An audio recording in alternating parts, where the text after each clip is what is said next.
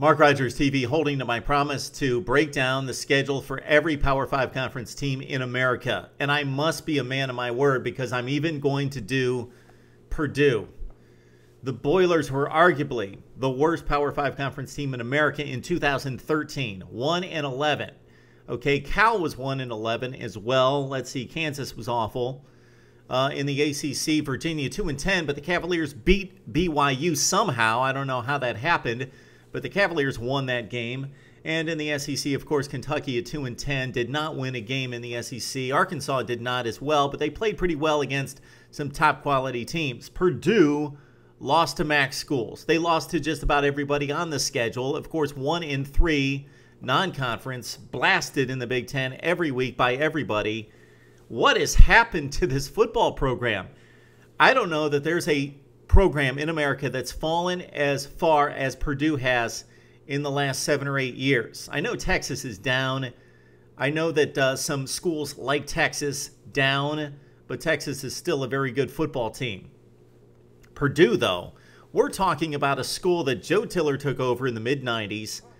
Drew Brees at quarterback, went to the Rose Bowl, won the Big Ten championship that year in 2000. Before that, they won bowl games. They beat Kansas State, a number 3 team in the Alamo Bowl. I don't want to go through the whole history, but this was a really good football program year in, year out in the top 25, legitimately. And that's when the Big Ten was up, arguably the best conference in America. Purdue took Georgia to the wire in 2 New Year's Day bowl games. And now they're just atrocious. They're awful. And let's carve through the schedule. Darrell Hazell from Kent State, his first year at Purdue again, 1-11, 0-8 in the Big Ten. Let's see if he can undergo this reclamation project and bring back Purdue from the dead of college football.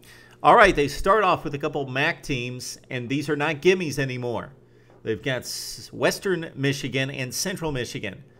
Both of those games in West Lafayette. Purdue will be a slight favorite. And I'm not kidding. They'll be a slight favorite in those games. And I wouldn't be surprised if they're 0-2 after 2 weeks. They should be 2-0. They'll most likely be 1-1. They'll probably trip up against one of those MAC schools. Then they've got Notre Dame coming in. And surprisingly, the Boilers, being awful last season, played probably their best game against the Irish at South Bend. They've got this game at Lucas Oil Stadium in Indianapolis, so neutral site against the Irish. And with Notre Dame dropping Michigan State from the schedule, it's kind of interesting that they maintain the Purdue game, and I believe that this is the last one against the Irish for a while. Then they finish up their non-conference play against Southern Illinois. So Western Michigan, Central Michigan, Notre Dame, and Southern Illinois. Purdue, you would think, on the surface, Big Ten team, should be 3-1. Yeah, they'll lose to Notre Dame. But they might be 2-2 or 1-3 in those 4 non-conference games unless they've improved dramatically in the offseason, and the recruiting class over the past couple of years would not point to that. All right, let's check out play in the Big Ten for the Boilers. Iowa at home, then Illinois. They've got to win that game. So Purdue so bad last year that Illinois was 0-15 in the Big Ten, losing every game the previous season, and Illinois beat Purdue 20-16 last year. Then Purdue's got Michigan State. They've got Minnesota on the road. They've got Nebraska on the road. This is a brutal stretch for the Boilers right here. Michigan State, at Minnesota, at Nebraska, Wisconsin. Those are 4 consecutive losses. Although Minnesota, we have elevated them to top-tier status in the Big Ten, and it's only 1 8-5 season for the Gophers, and they had a light non-conference schedule.